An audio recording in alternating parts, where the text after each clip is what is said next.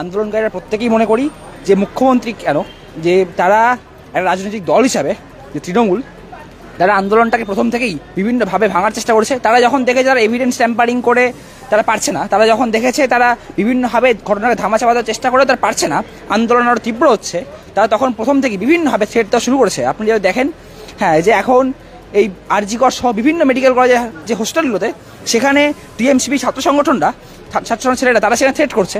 বিভিন্ন টিচারদের দিয়ে আমাদের থ্রেট করানো হচ্ছে যে তোমরা কাজে ফেরো, না হলে কিন্তু পরীক্ষায় তোমাদের আমরা দেখে নেবো। এরা গত কিছুদিন ধরেই প্রেস মিডিয়াতে আসছিল যে হাসপাতালে নাকি পরিষেবা পাওয়া যাচ্ছে না।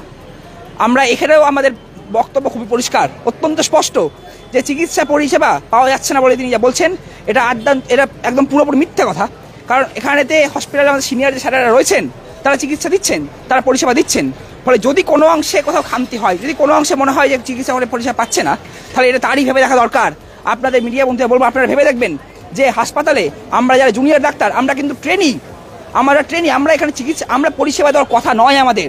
তাহলে চিকিৎসা পরিষেবা দেওয়ার কথা যাদের, তারা কোথায়? তারা তো কেউ কর্মবিরতি করেননি। তাহলে এই প্রশ্নটা আজকে আমাদের তুলতে হবে যে চিকিৎসা পরিষেবা যারা দেওয়ার কথা, হ্যাঁ, যে আরএমও হোক বা হচ্ছে যে সেখানে বিএসপিপি হোক, অ্যাসোসিয়েট প্রফেসর, অ্যাসিস্ট্যান্ট প্রফেসর যারা দেওয়ার কথা, এমও হোক, তারা কোথায়?